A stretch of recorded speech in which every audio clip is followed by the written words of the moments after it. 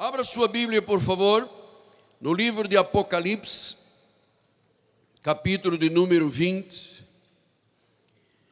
Olha, eu vou lhe dizer, eu esperei ansiosamente, mas claro, de forma positiva, por este momento. O que vamos tratar esta tarde é uma bênção. É sobre vida e promessas do Senhor. Capítulo 20 de Apocalipse, versículos 11 e 12. Vi um grande trono branco e aquele que nele se assenta, de cuja presença fugiram a terra e o céu, e não se achou lugar para eles. Vi também os mortos, os grandes, os pequenos, postos em pé diante do trono. Então se abriram livros, e ainda outro livro, o livro da vida, foi aberto. Os mortos foram julgados segundo as suas obras, conforme o que se achava escrito nos livros. É uma bênção o que o Espírito vai revelar à igreja. Para isso, precisamos de estar em oração, em espírito de oração. Vamos orar ao Senhor. Oremos.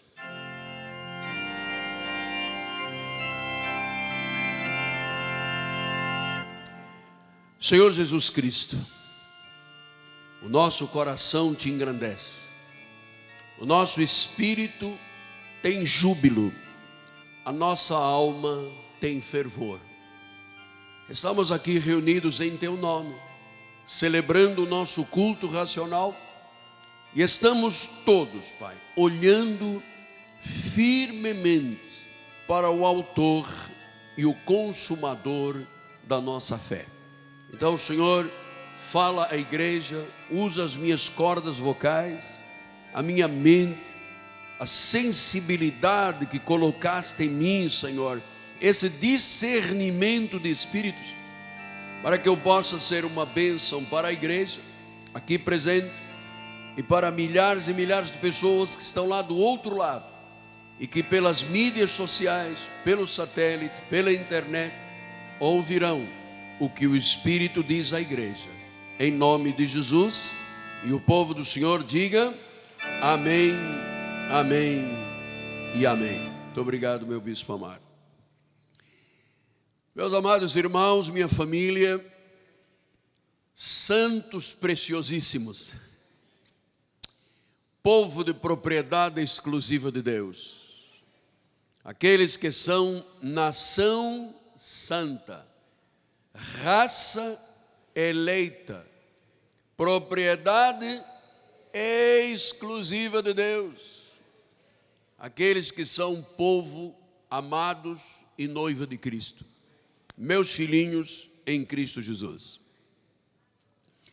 Mais uma vez, João, o apóstolo chamado apóstolo do amor, naquele retiro imposto, estava desterrado lá numa ilha na Grécia, numa das ilhas lindas da Grécia, Patmos, e disse que num domingo como nós estamos vivendo hoje, o dia do Senhor, Jesus falou a um anjo, e o anjo revelou a João o livro do Apocalipse, o livro das revelações, como ele é originalmente conhecido, e que nós estamos estudando para a glória do Senhor e para crescimento espiritual, versículo por versículo.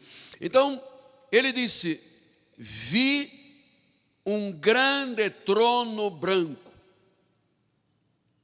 Então, pela sexta vez, João contempla uma série de visões, desde a vinda de Jesus em glória até o juízo final que ocorrerá depois do milênio. E ele disse que estava vendo, portanto ele não estava sem as suas funções vitais perfeitas, ele não estava alucinado, ele estava tendo uma revelação, ele estava tendo um êxtase espiritual, consciente. E diz que eu vi um trono branco. Então, todas as vezes que a Bíblia fala de trono, está falando da autoridade do Senhor Jesus Cristo. Todas as vezes que ele fala de trono branco, está falando da majestade divina. E diz que era um trono grande, um trono branco, e aquele que se assenta na sua presença. Vi um trono branco. Este trono é um trono de autoridade, porque nós entendemos à luz da Bíblia que a autoridade de Jesus está sobre todo nome. E diz que era branco.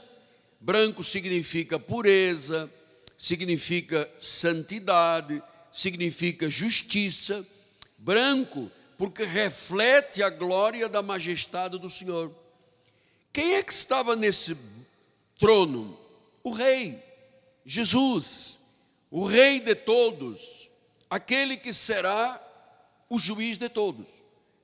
E diz que aquele que se assenta, vi um grande trono branco e aquele que nele se assenta. Essa expressão da palavra original grega é kaiton kaitemenon.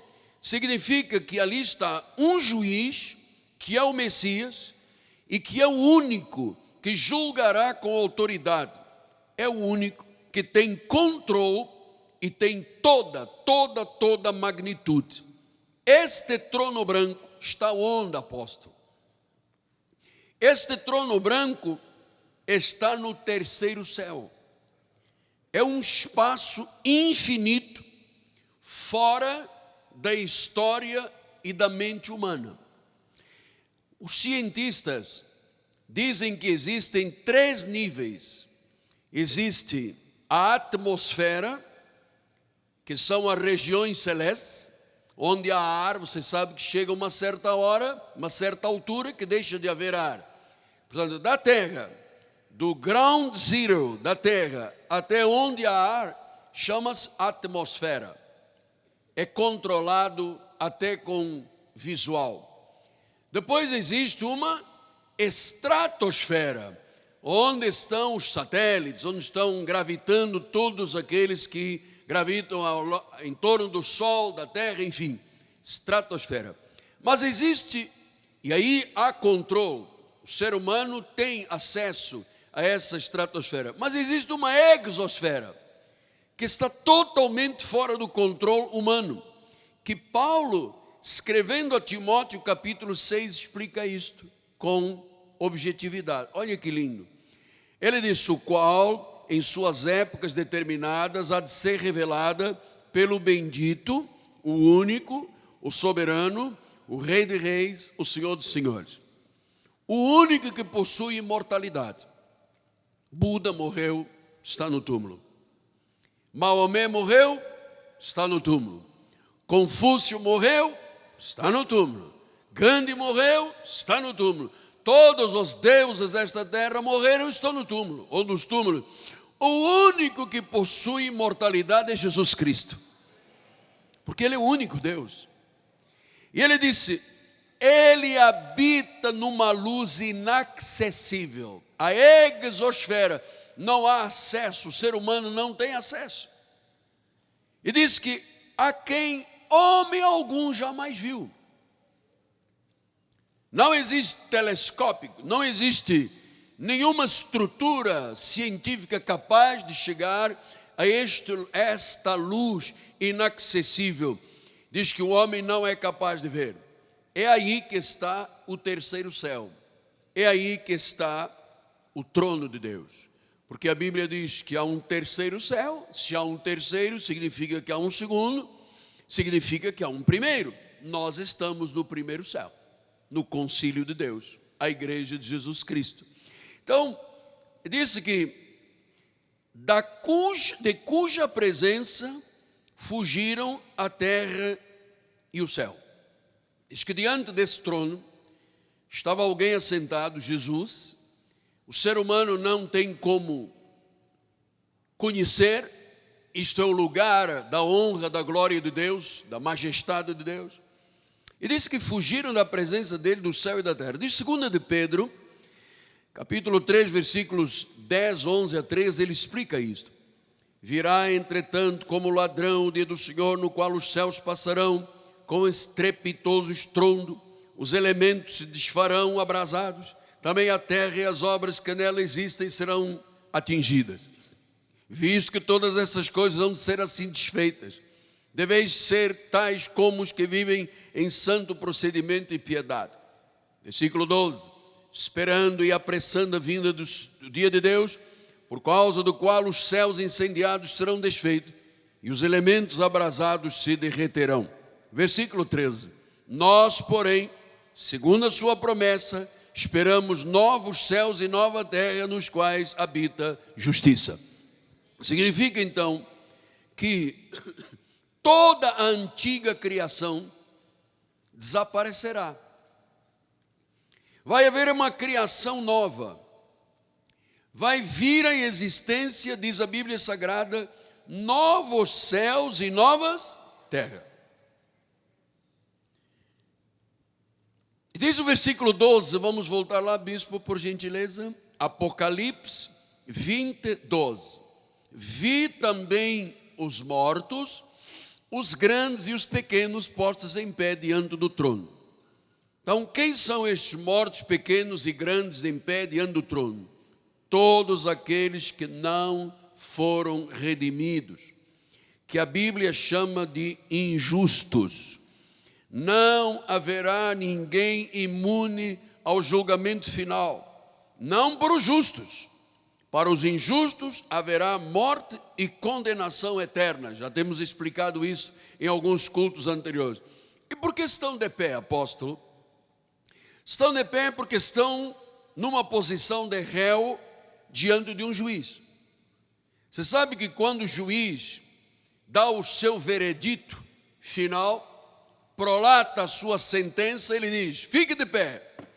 E a pessoa que é réu fica de pé. E aí vem a sentença do juiz. Exatamente o que se passou quando João viu este cenário do tribunal, do final, do julgamento final. E diz então que se abriram os livros. E aqui, meus irmãos, começa uma das mais profundas revelações deste santo ministério. Os livros.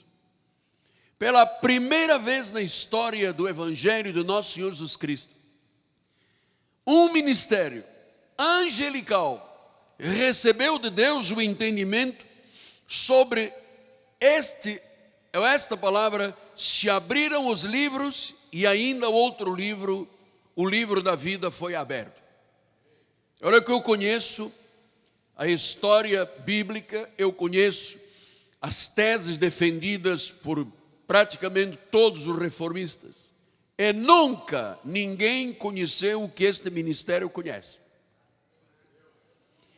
Se você ler as Institutas de Calvino, Calvino não sabe explicar isto. Se você conhecer os trabalhos de Martinho Lutero, ele não sabe explicar isto. Os grandes reformistas, João Knox, adiante, nenhum soube explicar esta questão.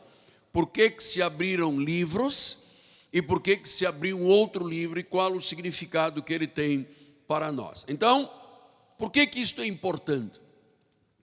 Porque o que você vai conhecer agora é um fator decisivo que determina o destino eterno e o que acontecerá com aqueles que não responderam sim ao Messias. De agora em diante, estará estabelecido o que acontecerá com a minha vida e a sua vida, e o que acontecerá com a vida daqueles que não têm Jesus como Senhor e Salvador. Então, o nosso destino é marcado por esse estudo bíblico aqui. Vamos começar por entender, diz que, então, se abriram os livros, significa livros, mais que um, dois, e se abriu o livro da vida. Pastor, o que é o livro da vida e o que são estes livros? Em primeiro lugar, eles não são de papel e tinta. No céu não existe uma secretária, um anjo, ou Pedro com um livro, igual ao que nós temos aqui, irmãos, e onde coisas são escritas. Isto são simbologias espirituais. Isto fala da onisciência de Deus. Isto fala da onipotência de Deus. Isto fala da grandeza de Deus, da mente de Deus. Então, o livro da vida. Pastor, quem está com o seu nome neste livro? Todos os que foram e aqueles que serão salvos, tanto judeus quanto gentios predestinados. Os que foram predestinados desde antes da fundação do mundo, a quem Deus chama de salvos e eleitos. Deus inscreveu no livro da vida. Veja agora algumas passagens bíblicas extremamente conclusivas. Apocalipse 3:5. O vencedor será assim vestido de vestiduras brancas, e de modo nenhum, não existe nenhum modo de Deus apagar o seu nome do livro da vida. E eu vou lhe asseverar, sem medo de errar, mão na Bíblia, você só está aqui esta noite porque o teu nome está no livro da vida, senão você não estaria. Diga: o meu nome está escrito no livro da vida.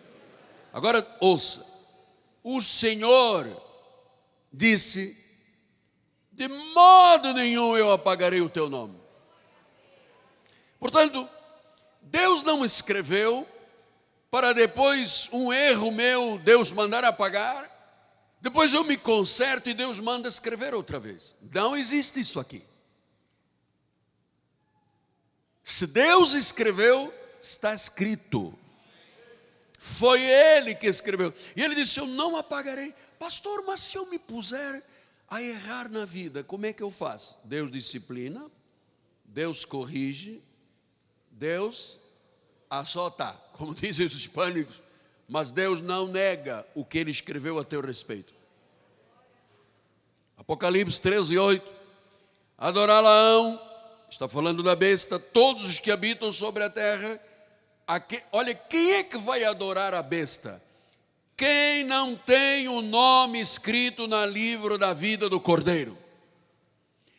Se não tem o nome no livro da vida, não será salvo. Vai ser um adorador da besta, estará debaixo de condenação. Então, veja, esta mensagem determina o destino de cada pessoa sobre a terra.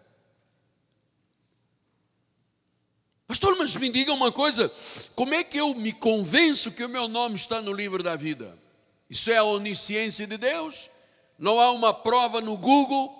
Se eu entrar lá no Cromos, não tem nenhuma prova. A prova é que Deus determinou assim e está escrito na Bíblia Sagrada. Nós não buscamos informação fora da Bíblia. E a Bíblia está dizendo que todas as pessoas que não têm o nome no livro da vida do Cordeiro vão ser ou são adoradores da besta, logo não são salvos. Apocalipse 17:8. A besta que viste, que era e não é, está premergido o abismo e caminha para a destruição. E aqueles que habitam sobre a terra, cujos nomes não foram escritos no livro da vida desde a fundação do mundo, se admirarão, vendo a besta que era e não é, mas aparecerá. Então, quem não tem o nome no livro da vida do Cordeiro é um adorador da besta, vai se surpreender com cada notícia, com cada situação desta terra. Nós que temos a convicção, e eu vou lhe dizer, amado, se todo mundo chegar a conclusão diferente, eu fico com a Bíblia. Você está a entender? Eu fico com a Bíblia. O meu nome está e o seu nome no livro da vida. Tanto que em alguns testemunhos aqui, como o meu, que venho da igreja católica, era um adorador de São Judas Tadeu, Nossa Senhora de Fátima, adorando a besta. Mas eu não fui criado para adorar a besta.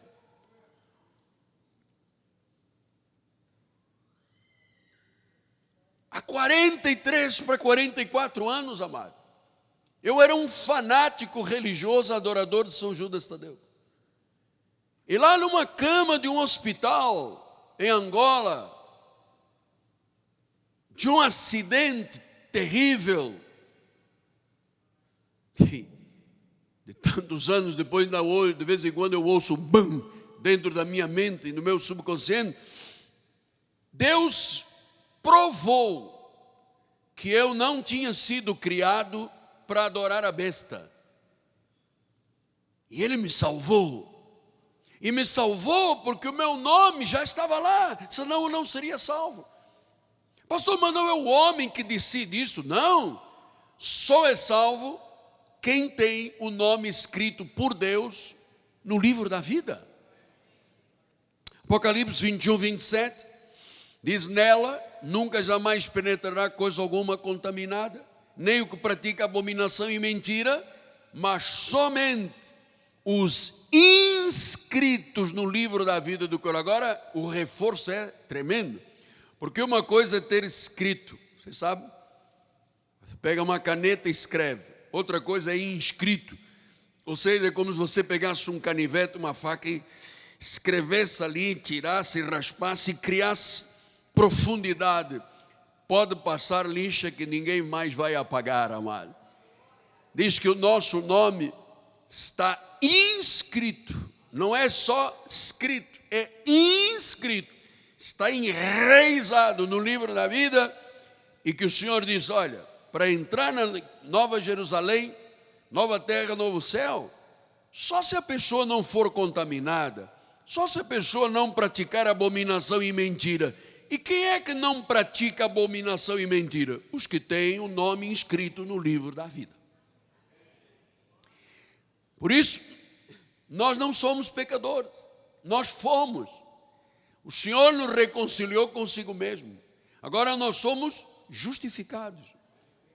E por sermos justos, somos o reflexo desta obra que Deus fez, inscrevendo o nosso nome no livro da vida. Pode acreditar, amado, se não tem um nome no livro da vida, a pessoa às vezes pode vir até a uma igreja. Está numa necessidade, está num aperto, está numa pindaíba, está no desespero, brigou com o marido, ameaça do vizinho, o agiota diz que vai matar e alguém diz: vai na igreja porque lá soluciona tudo. E se não é eleito, e se não tem um nome no livro da vida, não soluciona nada. Porque Deus não abençoa filhos do diabo, Deus abençoa os filhos dele. E a pessoa até pode se convencer, mas não se converter. Por isso é que de vez em quando você ouve assim: ué, a irmã Joana estava aqui conosco, parecia uma pessoa tão boa, ela foi para Macumba. Ela nunca foi salva, amado, nunca. Não acredite que uma ovelha pode ir a Macumba, nunca. Não acredite que uma ovelha pode ter saído da morte para a vida e depois voltar para a morte. Não existe isso aqui. Deus é sério demais para se brincar com isso, amado. Antes de Jesus, nós estávamos mortos em pecados e delitos. E Ele nos deu vida.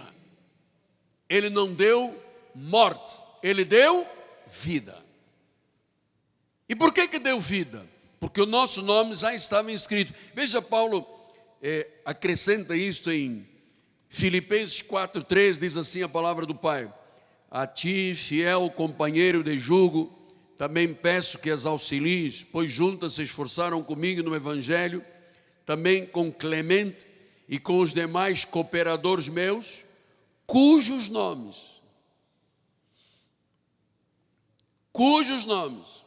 Paulo está falando: olha, as pessoas que cooperam na obra, as pessoas que fazem parte da obra do Senhor, cujos nomes se encontram aonde? No livro da vida. Então Paulo tinha conhecimento e revelação, porque ele foi ao terceiro céu, e o Senhor disse: você sabe que você está aqui diante do trono? Porque o teu nome está no livro da vida. Agora, quando você voltar, todas as pessoas que estiverem na igreja, trazidas por mim, vieram porque o nome estava no livro da vida. E eu vou lhe dizer uma coisa, amado, isto é maravilhoso, isto é profético, porque Daniel 7, 9 a 10, ele explicou isso lá no profeta. Continuei olhando até que foram postos uns tronos, e o ancião de dias se assentou. Sua veste era branca como a neve, os cabelos da cabeça como a pura lã, veja a figura de um juiz. O seu trono eram chamas de fogo, suas rodas eram de fogo ardente. Um rio de fogo manava e saía diante dele. Milhares e milhares o serviam, míriades e míriades estavam diante dele. Assentou-se o tribunal e se abriram os... Tanto já vem da profecia de Daniel. Tanto o primeiro livro que se abriu foi o livro da vida. Hebreus 12, 23, o Senhor diz, a igreja, eu gosto muito deste versículo, a igreja dos primogênitos, arrolados estão arrolados aonde? No livro da vida. A igreja dos primogênitos. Quer dizer que eu só faço parte da igreja porque o meu nome está arrolado. Porque o teu nome está arrolado. Você se lembra quando os discípulos voltaram alegres porque os demônios se submetiam? Jesus disse, olha que a vossa alegria não seja porque os demônios se submetem, mas que os vossos nomes estão arrolados nos céus. Estão arrolados no livro da vida. Portanto, amado, não tema nunca mais o seu destino final. A Bíblia diz que o inferno é para o diabo e os seus anjos, demônios.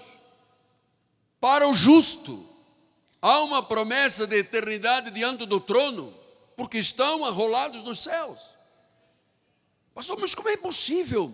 Porque diz que míriades e míriades, milhares de milhares, porque é desde a criação até o juízo final. Todos aqueles que são judeus salvos por eleição e todos os gentios durante séculos dos séculos. Então, ele diz milhares de milhares e míriades de míriades. Portanto, o primeiro aspecto que tem que estar bem consolidado no teu coração é que o teu nome está inscrito no livro da vida. E o melhor é que ninguém pode apagar. Opa, nem Deus. Então, eu sempre lembrando os estudos da nossa igreja, assim, no céu não há um anjo com uma borracha. Na minha terra se chama de assafador, o assafador. Não há. Então Deus diz, anjo, corre lá no livro, apaga o nome dele. Olha como é que ele tratou a mulher dele, apaga o nome. E o anjo vai lá, com aquela borracha assafador e tira. Aí no outro dia o Senhor diz, anjo, vem cá. Olha, ele voltou à igreja, nem sabia que ele voltaria. Olha, que decisão. Nunca imaginei na vida que ele estaria lá na Cristo Vivo naquela noite de domingo. Não é assim, você está aqui nesta noite de domingo porque Deus inscreveu o teu nome no livro da vida e ninguém pode apagar. Mas eu conheço um ministério que entrega os nomes dos crentes ao diabo e fazem reuniões à sexta-feira para entregar bispos e pastores ao diabo. Ah, mas isso não é um ministério. Chama sinagoga de Satanás. Não existe a ideia, na graça de Deus, de se entregar vidas a Satanás. Pastor, mas um momento. Mas em Coríntios diz que havia um rapaz que estava tendo relações com a sua madrasta, e Paulo disse, entrega o corpo dele a Satanás para ser destruído, para que o espírito seja salvo. Um caso na Bíblia, debaixo da autoridade para que se fizesse juízo dentro da igreja. Isto não é doutrina. Você tem uma ideia mais ou menos quantas reuniões já se fizeram aqui e em Miami para me entregar a Satanás? Montes. Muito trabalho feito para entregar o meu nome a Satanás. Satanás vomita quando ouve falar do Miguel Ângelo. Ele liga para a drogaria Raia e diz: traz o Engove. É insuportável esse nome. E graças a Deus que o diabo não gosta de mim, amado. Se gostasse, seria um problema grave, amado. Um dia disseram a Jesus isso: olha lá o príncipe deste mundo. Jesus disse: eu não tenho nada a ver com ele, não tenho parte com ele. Eu também não, amado. Diga: eu também não, apóstolo. No way. Você tem um nome no livro da vida. Pastor, vamos lá, vamos lá.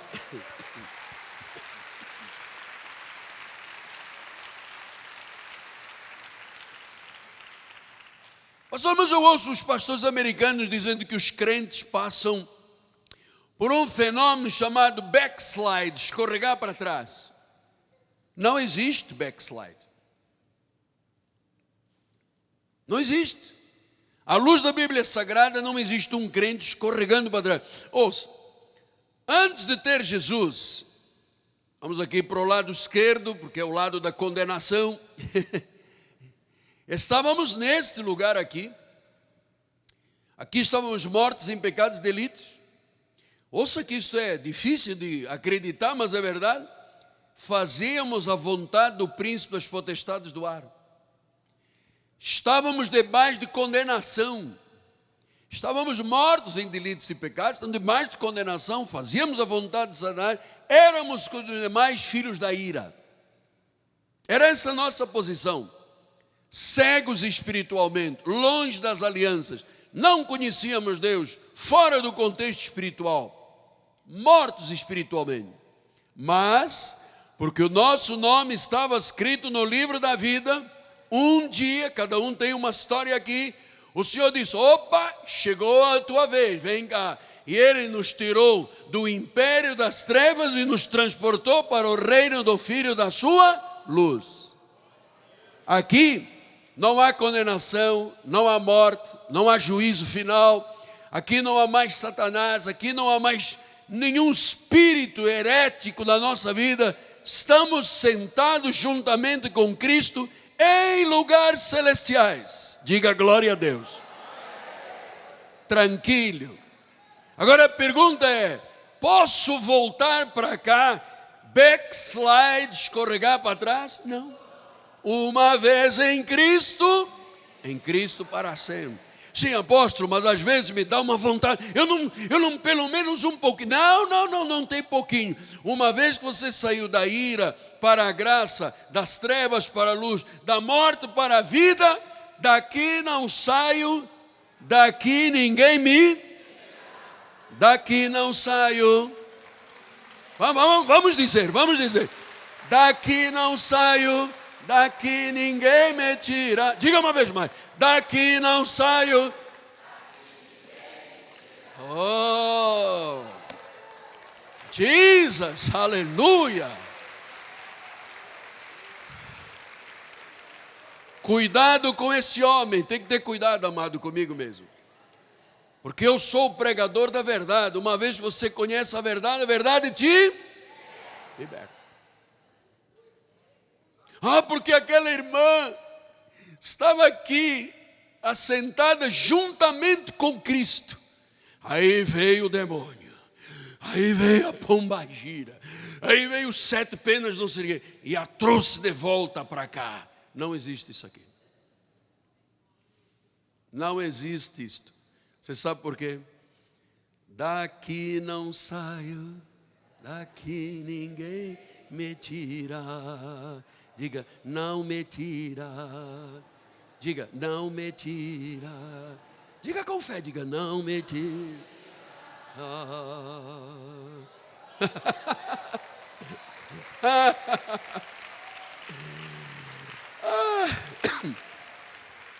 Diz que se abriram os livros, e depois o livro da vida. O livro da vida está estudado. Pastor, qual é o outro livro? O segundo, o livro das recompensas.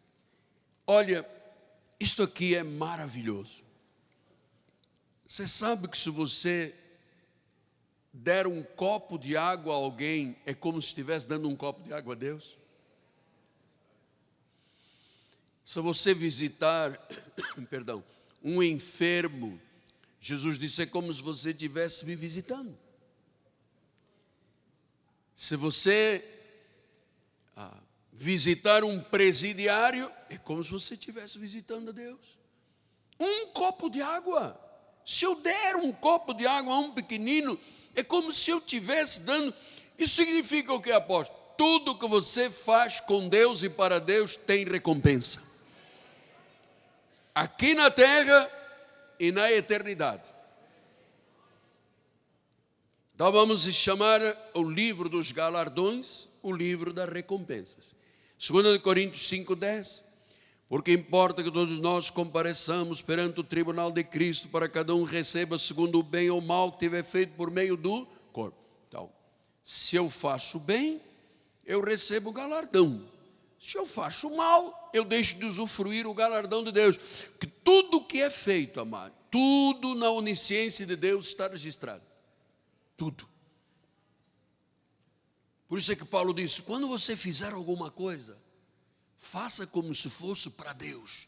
Quer bebamos, quer comamos, faça para Deus. Você sabe, porque tudo que nós fazemos está escrito no livro dos galardões. Apocalipse 14:13 diz, então viu uma voz do céu dizendo, escreve, bem-aventurados os mortos, desde agora morrem no Senhor. Sim, diz o Espírito, para que descansem das suas fadigas. Agora, pois as suas obras os acompanharão. Quer dizer que quando comparecermos perante o tribunal de Cristo, que não será mais para julgamento, mas para galardões, o Senhor vai dizer, puxa, vem cá meu filho, você abençoou a obra, você cooperou com a obra, você foi fiel, você não faltava aos cultos, você não aceitava murmuração, você era comprometido com o reino, você orava, você lia a Bíblia, você dizimava, entra no gozo do Senhor. E aí vem o galardão. Romanos 2:6. Ele retribuirá a cada um segundo o seu procedimento. Você pensa que qualquer coisa que você faz na obra de Deus, e olha, eu vou dizer, alguns irmãos aqui chegam a fazer verdadeiros sacrifícios para vir à igreja, para honrarem, para semearem uma oferta, um dízimo, é numa guerra, porque estão começando a sair do casulo para ser uma borboleta voadora. Nesse período de menino para adulto, às vezes há muitas lutas, e há pessoas que têm um procedimento santo. Eu vejo no altar, há pessoas aqui na igreja que são ávidas por conhecerem a verdade, escrevem tudo, estão aqui. Tem gente mais distante que fica, vamos terminar o culto, vamos lá, apóstolo, acelera aí o teu relógio e tal. Sabe, tudo que você faz para Deus está escrito, tem recompensa. 1 Coríntios 3:8. Ora, o que planta e o que rega são um, e cada um receberá o seu galardão, segundo o próprio trabalho. Ou seja, todo o trabalho. Olha, amado, eu sou um pregador há 40 e poucos anos. Eu sou incansável. A minha filha Ana Carolina diz, pai, tu és um guerreiro. Você que me acompanha há muitos anos sabe, chuva, granizo, sol, calor, frio, você vê o apóstolo aqui, feliz, comprometido, focado, apaixonado. Você nunca me viu aqui reclamar de Deus, de tromba grande, amarrado, braço cruzado para Deus, perna cruzada, nunca. Você sempre me viu aqui feliz. E há irmãos aqui que me acompanham há quase 40 anos e sabem que eu nunca mudei. A única coisa que eu mudei foi a cor do meu cabelo,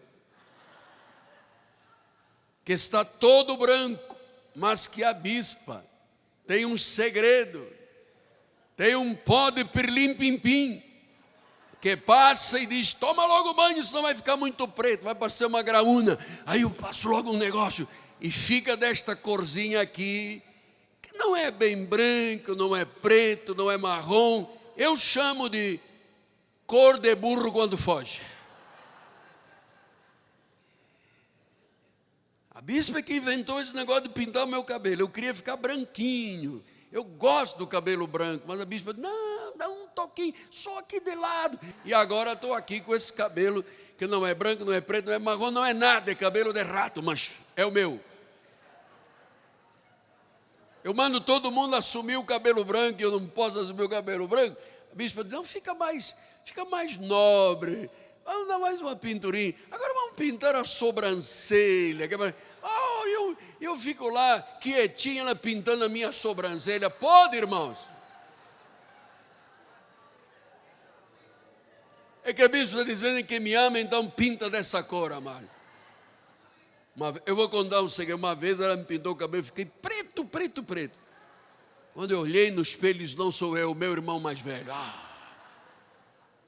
Eu fui, lavei uma vez, lavei duas, lavei três, lavei quatro, e não saí, era pretinho. Parecia, você sabe aquelas graúnas, aqueles patos pretos lá da Barra da Tijuca? Pato preto.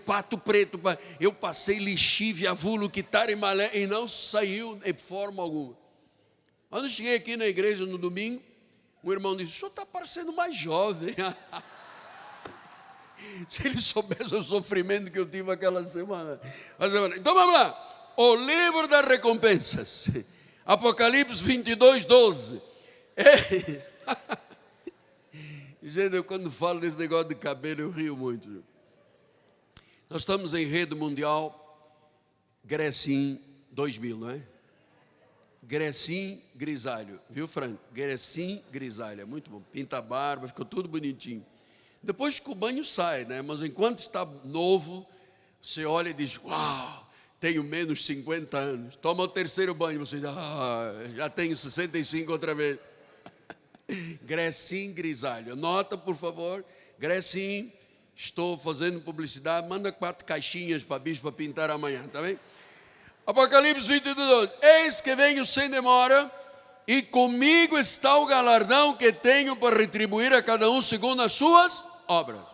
Amado, tudo na obra de Deus é registrado. E conforme as tuas obras, o Senhor te retribui com galardão. E o terceiro livro, o livro dos viventes. O que é este livro, apóstolo? Porque se abriram livros e o livro da vida. Livro da vida, o nome de todos os salvos. Livro das recompensas, o galardão, dependendo do trabalho que fazemos, segundo as obras. E o livro dos viventes.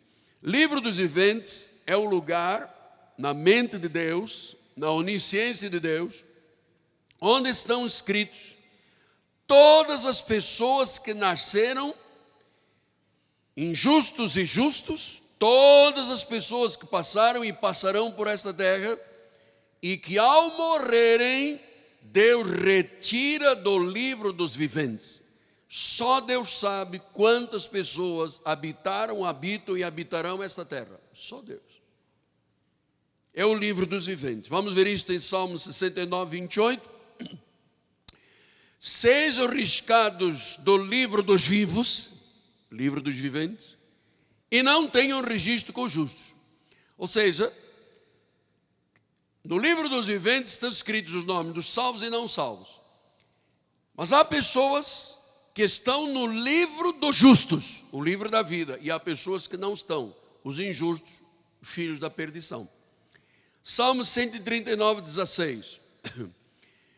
Os teus olhos me viram substância e me informe, e no teu livro foram escritos todos os meus dias, cada um deles escrito e determinado quando nenhum deles havia ainda. Portanto, não havia ainda nenhum dia, ainda não tínhamos nascido, o Senhor no livro dos viventes estava lá. Miguel Ângelo vai nascer no dia 20 de março de 53. Ele é um justo. E ele escreveu os dias que eu vou viver nesta terra e os dias que você vai viver. Longa vida a todos, amado. Receba longa vida, com seiva, verdor, e até na velhice daremos frutos. Segura. Êxodo 32, 32. Agora, pois, disse Moisés, perdoa-lhes o pecado, ou, se não, risca-me pés do livro que escreveste. Moisés estava dizendo: risca-me do livro dos viventes, ou seja, se você não abençoar e perdoar o povo, eu quero morrer. Mas do livro da vida, não, porque ele era um salvo, porque ele era um eleito, um judeu escolhido por nação. Então, vamos voltar lá em Filipenses 4:3. Diz que clemente os cooperadores cujos nomes se encontram no livro da vida. Então, agora vamos para a reta final deste ensinamento. O Senhor não está escrevendo nenhum nome novo. Porque os pregadores costumam dizer assim: ó Deus, temos aqui 3 irmãos, eles vieram a um apelo, escreva o nome no livro da vida. É o contrário. Senhor, eles estão aqui porque tem um nome no livro da vida. Portanto, o Senhor não está escrevendo novos nomes. Em segundo lugar, o Senhor não está apagando do livro da vida nenhum nome. Quem é da salvação, amado, será salvo. Diz que ele andou varrendo a casa, varrendo, até encontrar a dracma perdida. Ele para aqui 99 ovelhas, vai, até encontrar a ovelha perdida. Não se perderá um só nome que está inscrito no livro da vida. Portanto, o Senhor não está escrevendo novos nomes, o Senhor não está apagando ninguém do livro da vida, e do livro dos viventes estão os justos e os injustos. Agora, você tem que saber que nenhum filho se perde. Este é o clímax da revelação da graça de Deus. Nenhum filho de Deus se perderá. Bispo, ele pode andar até no fundo do poço, no tremedal de lama. Mas se é de Jesus, o Salmo 89 é a prova. Se os meus filhos, disse o Senhor, desprezarem a minha lei, não andarem nos meus juízos, se violarem os meus preceitos, não guardarem os meus mandamentos, meus filhos, disse o Senhor, eu não vou matá-los e jogá-los no inferno. Eu punirei com vara as suas transgressões e com açoites as suas iniquidades. Ele não disse: eu apagarei o nome do livro da vida, eu te entregarei nas mãos do diabo. Não. Agora vem a essência, vem o conteúdo, vem a substância da graça. Jamais retirarei dele a minha bondade, nunca. Não vou desmentir a minha fidelidade, nunca. Não violarei a minha aliança, nem modificarei os que os meus lábios proferiram. Nunca. Diga graças a Deus. Eu disse: se errar, eu vou disciplinar, eu vou corrigir, eu vou açoitar, mas eu não vou negar, porque Deus não pode negar-se a si mesmo. Ele é o autor de toda boa dádiva, todo dom perfeito. Não há variação, não há sombra, não há mudança, disse Tiago. Pastor, mas como é que o senhor sabe isso tudo? Por revelação, amado. Isso aqui eu não aprendi de homem algum. O evangelho que eu prego eu não aprendi no seminário em Portugal, onde eu fui aluno, em Fanhões. Eu não aprendi de homem algum, eu aprendi aos pés de Jesus. Então, o Senhor disse: olha, eu jurei por minha santidade que eu não punirei definitivamente um filho meu. Pastor, mas eu vou lhe contar uma coisa, eu já caí uma, já caí duas, já caí... Ouça, o justo pode cair até 7 vezes, e Deus já levantará de todos. Agora, claro, com Deus não se brinca, amado. Você sabe, aquilo que o homem semear, o homem colherá. Portanto, o filho de Deus não vive na prática do pecado. O filho do diabo é que vive na prática do pecado. Agora Deus diz: eu não violarei a minha aliança. Eu não vou punir com vara de ferro. Eu vou disciplinar, corrigir e açoitar, mas eu não vou negar que ele é meu filho. Isso é precioso, amado. Deus não nega a paternidade. Nós fomos adotados, somos filhos, temos o mesmo direito de Jesus, somos co-herdeiros com Cristo, somos da descendência de Abraão, somos da linhagem de Melquisedeque, temos um reino inabalável. E Deus disse: eu não modifico o que os meus lábios proferiram. A única constituição que é imutável é esta aqui. Isso não muda. A Constituição do Brasil, a última de 1988, tem 30 anos, já está cheia de alterações. Você não vê uma alteração. Diz que nem um til, nem um jota. Vai passar a terra, vão passar os céus, mas não vai passar nem um til, nem um jota da palavra de Deus. Agarre-se à palavra, ame a palavra, pratique a palavra, viva a palavra. Então, pastor, eu queria nestes minutos finais que o senhor me dissesse: e como é que é esta questão dos filhos de Deus e dos filhos do diabo? O senhor disse que os filhos do diabo não estão no livro da vida, estão no livro dos viventes, mas não estão no livro da vida, não fazem parte dos galardões, não. Como é que é isto? Tem gente nesta terra que nunca será salvo? Tem. Romanos 9, 20 e 21.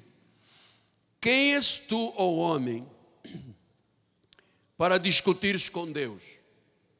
Porventura pode o objeto perguntar a quem o fez: por que me fizeste assim? Ou não tem o oleiro direito? Tem ou não tem?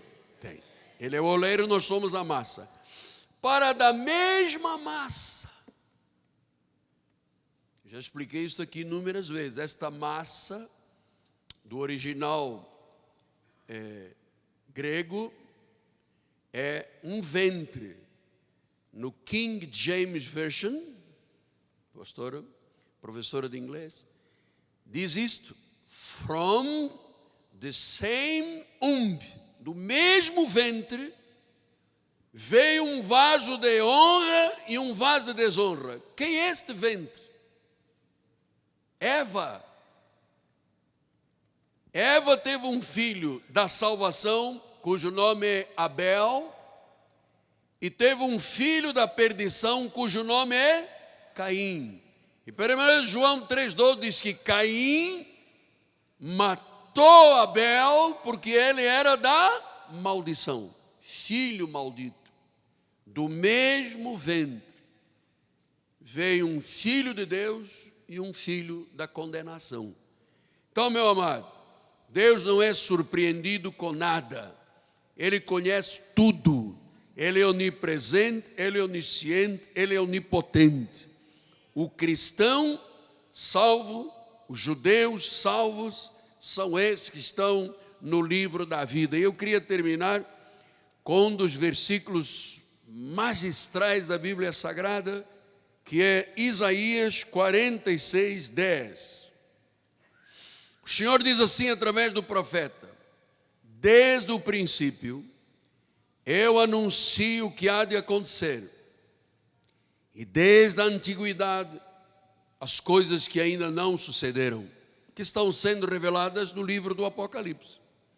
E eu digo: o meu conselho, a minha palavra, o meu desígnio permanecerá de pé. Agora, como Ele é soberano, Ele é justo juiz, diz: eu farei toda a minha vontade. Toda a minha. E a vontade dEle é boa, é perfeita e é agradável. Eu farei toda a minha vontade. Assim seja, assim disse o Senhor. Vamos lá, igreja.